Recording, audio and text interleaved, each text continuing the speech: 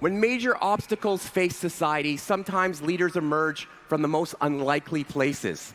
Online bullying has become the source of torment to both young and old, and here to tackle it is one of the most iconic footballers of a generation and one of the biggest brands in the world.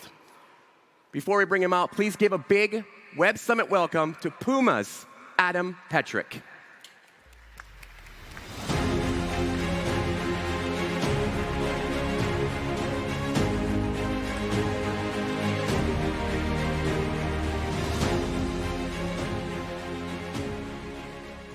Morning. My name is Adam Petrick. I'm the Global Director of Brand and Marketing for PUMA. And in 2018, in recognition of the 50th anniversary of Tommy Smith's silent gesture, which you will all recognize from the 1968 Mexico City Olympics, we started a program called Reform. Reform was a platform for us to help facilitate conversations and take actions in partnership with our ambassadors and the people that matter to us most, the people that represent our brand. And this platform has allowed us to have great, meaningful conversations with a lot of these ambassadors about very important topics that matter to them and that matter to society at large, and most importantly for us, that matter to our customers. And today, I'm very pleased to be here to share the story of one of those conversations, and let's take a look at a video. I grew up in a bad neighborhood, which I thought at the time was the best neighborhood in the world because I couldn't compare it to anything, right? Because you have a lot of diversity in my neighborhood, I didn't realize that I was different. When I stepped out of my neighborhood, I started to realize people started to make me feel that I wasn't human. And so it started to be difficult. And so I realized that, the color of my skin was a problem.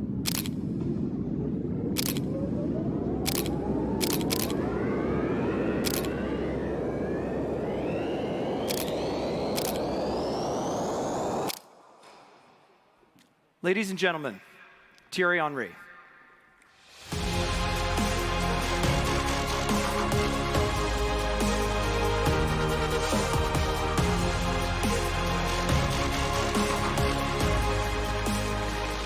All right. Hi. Thierry, social media, right? I mean, it's the connection point between every ambassador I know, every athlete I know, and their larger audience. It's an essential tool to communicate with everybody, and you decided to get off of social media. Maybe you could start out by telling us a little bit about that story and sharing your story with everybody. Well, as you said, it is an important tool, and it helps people to communicate and stay in touch with their family. Unfortunately, some people do use it as a weapon. And I don't know if you guys know, but it kind of happened a lot in England at the moment, where a lot of footballers are getting targeted because of the color of their skin, whether they play well, recently with Rufizar, or whether they missed a penalty, as we saw with some of the guys playing for the England team. At the time that it happened to me, where I left, it happens sometime on social media that you get targeted. As you mentioned before, it can be about race, it can be about discrimination, it can be about bullying, it can be about different stuff. And in my head, I said to myself, what can I do to help? At the time I came off the platform, I wasn't getting abused personally. But I said to myself, can I do something to have an impact? And so I said, I'm going to come off it. And because of what I've done in the past, and in bracket, I don't like to use that word, but I said, maybe if I come off it, I can be the voice for a lot of people that are suffering of it. And next thing you know, I came off it. The media wanted to know why I came off it. So it created that snowball effect that people were asking managers after teams of why I came of it, and would they do the same thing, would players do the same thing. And the next thing you know, we arrived to a boycott on the weekend where everyone, a lot of, not everyone, because I would have liked to be everyone, but a lot of powerful companies decided not to post anything for 3 days. So that's a bit of how the story went, and Yeah. I just somehow felt that I needed to do something and be the voice for people that maybe are not getting listened. Yeah, yeah. Well, you mentioned that it's not just about, let's say, racism. It can be about sexism, gender discrimination, LGBTQ bias. There's so many different ways that people are bullied, and it's actually not even just online. I think that hate speech has existed for forever, unfortunately. Last year, I think you had a chance to talk with Tommy Smith, another PUMA ambassador, about what happened to him in his history 50 years ago. Well, actually more than that now, 55. But what's your connection with Tommy, and can tell me a little bit about that conversation? Well, I felt very humbled because you compare. I mean, I can't even be compared to Tommy Smith and what he did, because what he did at the time that he did it was controversial. Now he's getting applauded, and rightly so, for something that was controversial at the time, losing the gold medal. He knew what was going to happen to him, the consequences. Now, what we are talking about, people are more equipped to listen to it because there is a movement now about acceptance. Whoever you are, whatever you represent, whatever you believe in. And so for me, to add the opportunity to speak to Tommy Smith was just like, wow. Yeah. Because we all saw that iconic picture. But not only the iconic picture, I had the chance to talk to the man himself and what it stands for. This is what I always say to people, you have a legacy, but what did you stand for? I think for me that's also important. I had the opportunity to play with some teams in my career, win, lose stuff. But this is the biggest challenge yet, because I think this is what's the legacy? People talk always about what you won as an athlete, and I just said it before, but what do you stand for? Yeah. And he was, for me, the one of the biggest symbols, Sure.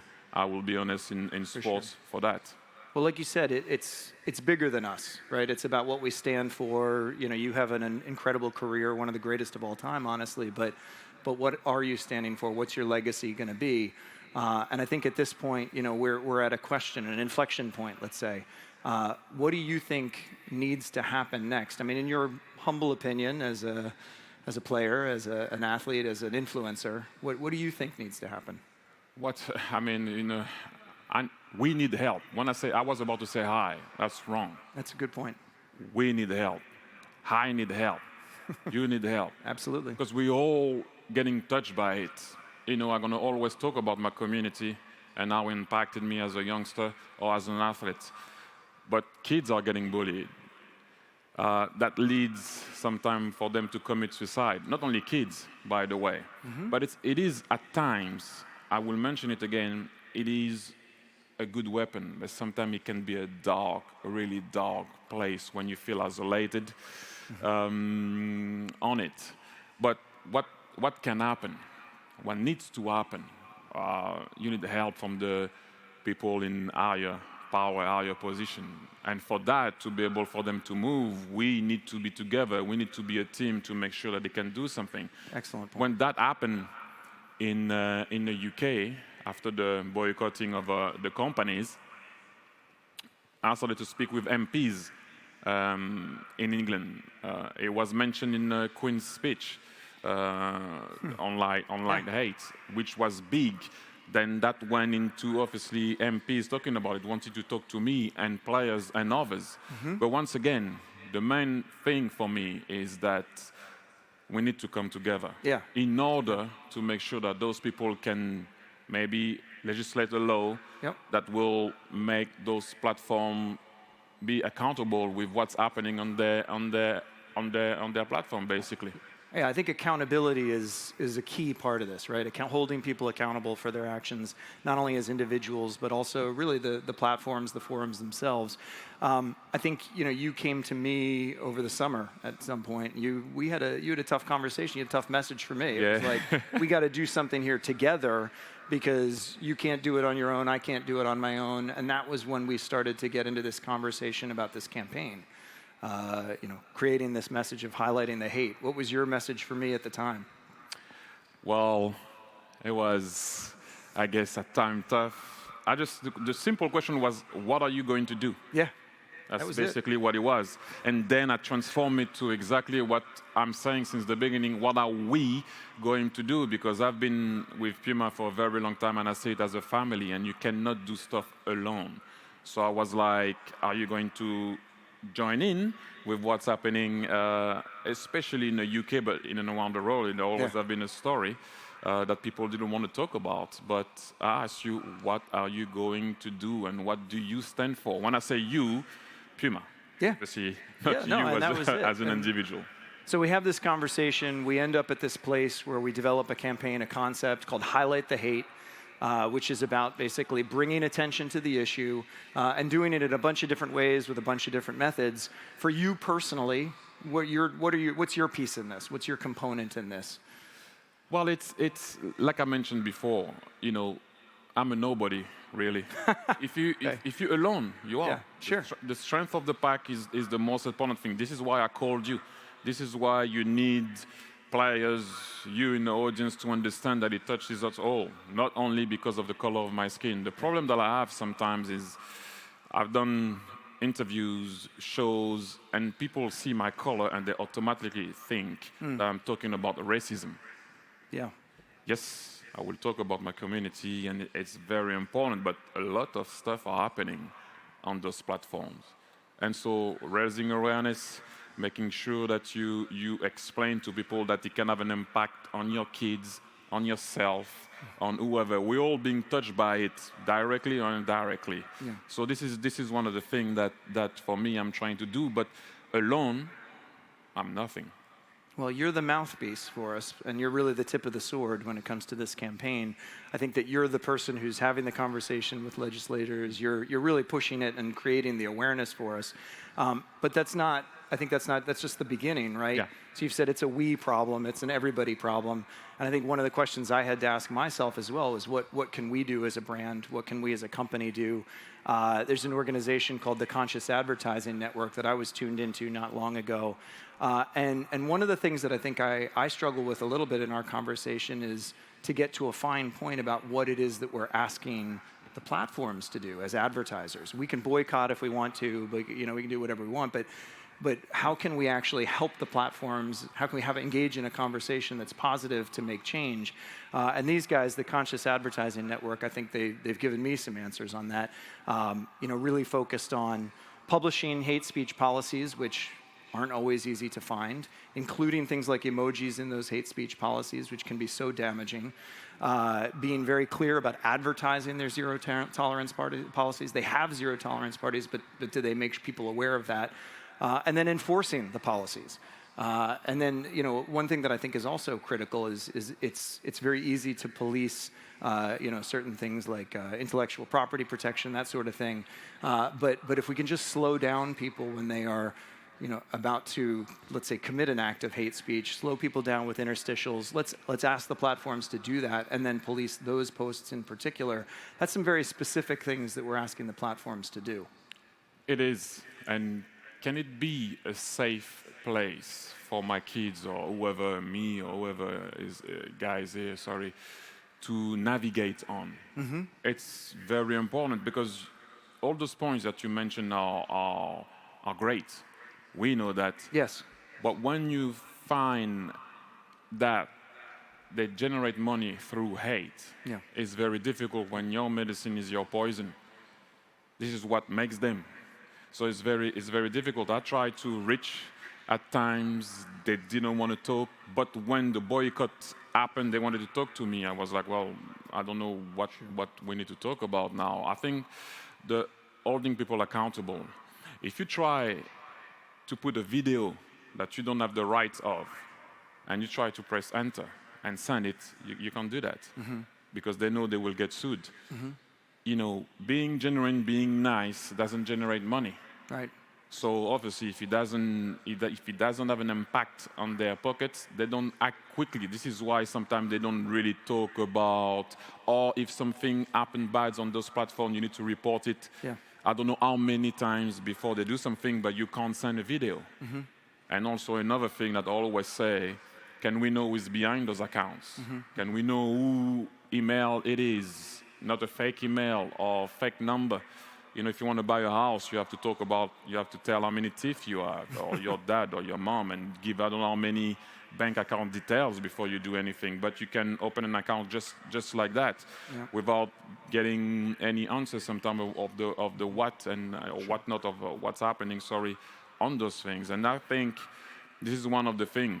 They're not clear about what can be done in terms of what we can know about who is behind those accounts. Because what you can do and say on those platforms, you can't do it in real life.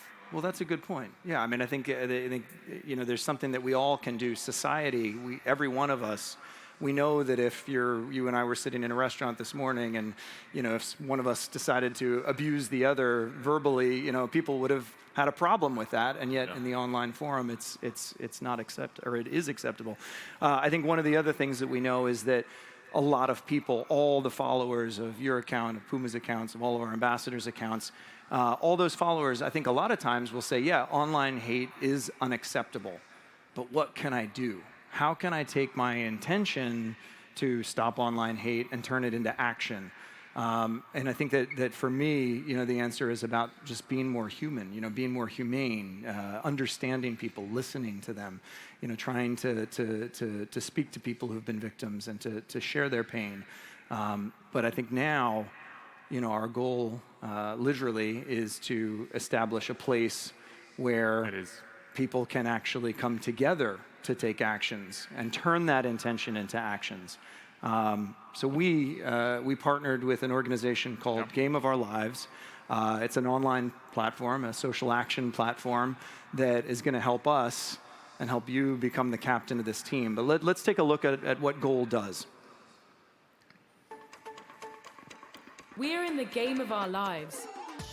It might feel like it's game over for people and planet, but it's not. It's game on. This is our moment to let the urge of doing good inside all of us out. All we have to do is join a team and give a little time to our passion causes. So what's yours? I want equality in stadiums, so I give time championing racial justice. We are all drowning in plastic. I give time keeping the reefs alive. Pride gets my time. I give time petitioning against restrictive laws. Better mental health gets my time. I help by listening to people who have lost hope. Education sets you free. So I give virtual lessons to teenagers in prison. The best thing is, you are not alone. When you connect your 2 hours of time with my 15, his 300, her 16, and all their time, that's when we can really help people and planet. So get into the game of our lives. So we're really excited, I guess, today to jointly announce that you're going to be the captain of a team on Game of Our Lives that's going to work to highlight the hate, action the love, and try and fight against online bullying. You know, you've had a chance now to meet the guy who's responsible for this platform. What are your thoughts? First and foremost, not being alone, being a team. It's about educating, it's about helping people that are suffering, and it's about action. I think for me it's one of the most important things, because most of the time people go on social media, I don't even know if they know why they're going on it. It's just the sheer pressure of not being on it that makes them go on it, because everyone is on it. But this is about action, this is about making people aware of what can happen and that you're not alone. We're going back to the team, and you talk about captain. Yeah, I will be talking, but you need a lot of captains within a team to be able to be successful. I can tell you from experience, obviously being on the field, there's not such a thing. Captain being the guy that's going to lead, yes, but he needs to lead other captain. I think that's very important. Yeah. Well, I think that in addition to your role as the face of this, as the voice of this, I think PUMA, you know, we obviously can also bring some reach. Our goal is to obviously have the strategic partnership with Goal You are, as our ambassador, leading the team as the captain. We also have a very large network of ambassadors, influencers, athletes around the world. We want to bring all of those people into the platform to work with you, to fight online hate, to take action, to push actions out to other people. We want to try and hit 30 million consumers with the messages around this thing. That's our goal. And we want to try and get as many as 50 clubs on board so that their immense networks can also propagate the messaging behind this thing. So we're really excited about this. And I think you're going to be a great voice. I think you know quite a few of these ambassadors yourself, so I think it'll be. Listen, it's about joining the team. It's about being human. It's about making people aware of what's happening. Not only because it doesn't touch you or you cannot relate. It will at one point be you or someone that you know, and no one likes that. No one likes to be bullied or harassed or abused about whatever you believe in or whoever you are or who you represent or what you do represent. So I think for me it's very important and it's a no-brainer. Obviously I'm in as I'm the captain. Hopefully you guys can join. Yeah, I think we've got a QR code on the screen right now, and we just ask everyone here, because this impacts all of us, it affects everyone, all of you to take action, to join the team, to become a part of this message. I think that we'll be kicking off our actions on Jan 1 of 2022. Yep. So now this is our announcement moment, and I think that we'll be focused on these three words that you see here: Yep. Preventing further hatred, preventing suicidal thoughts, preventing counseling, healing, bringing people together to try and understand how they can heal others around them to be more comfortable in the world, and then obviously bringing justice. We see that as the question of accountability, taking accountability for your words and taking accountability for your actions. I think we're really excited about this. I'm thrilled that you were able to come here, and I thank you for actually inspiring the action, in us, and bringing us on board with your journey. Anything else that you'd want to remind the team here today? No, just I think we've said it all. You said thank you. I'll say thank you to you too, because again, alone nothing can happen. So you listen, you heard, and you understood. That's one of the most important things. After, just be human. Try to help one another. Look, we are still in the pandemic. You all have our masks. We had difficult time, 1.5 years. Some people, I'm sure, lost members, family members, friends, companies. So this is what it is. We've been in a situation right now when we had to become a bit more human, vulnerable, and understand each other. This is kind of the same thing. It's for the future, for the kids. So please join. Ladies and gentlemen, thank you. Thierry Henry. Thanks, Thierry. Thank you. Thank you. Alrighty. Thank you. After you.